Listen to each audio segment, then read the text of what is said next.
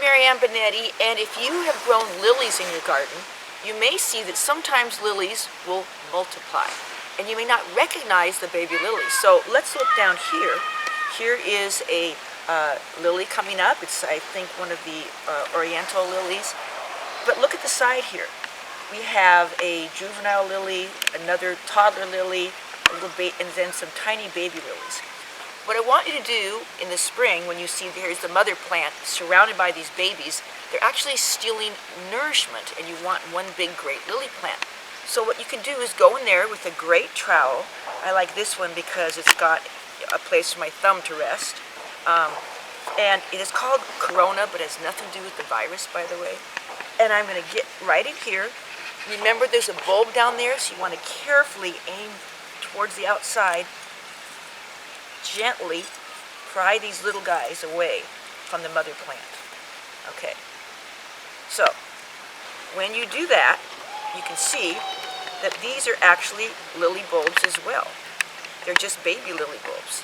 So you can plant these out individually, and they will also grow into plants just like their mother. So first thing, put the mom back nice and firm.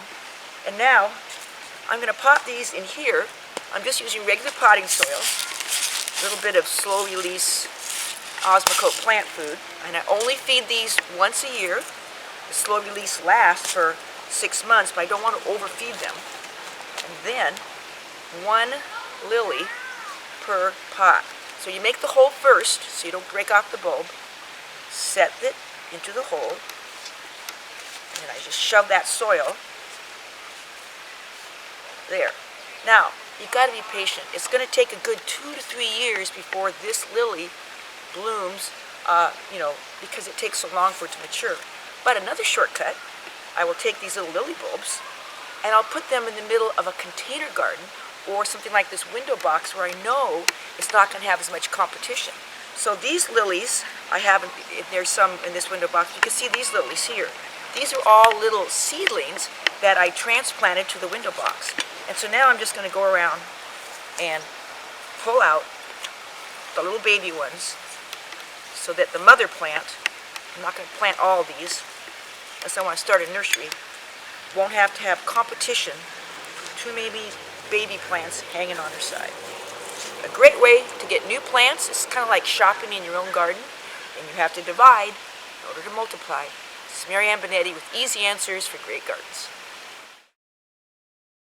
If you enjoyed these gardening tips, subscribe to our channel so you can get updates on new videos and stay in the know about all things gardening.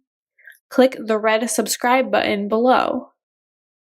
See the description below for more information about how to connect with us on PlantersPlace.com, Facebook, and Instagram.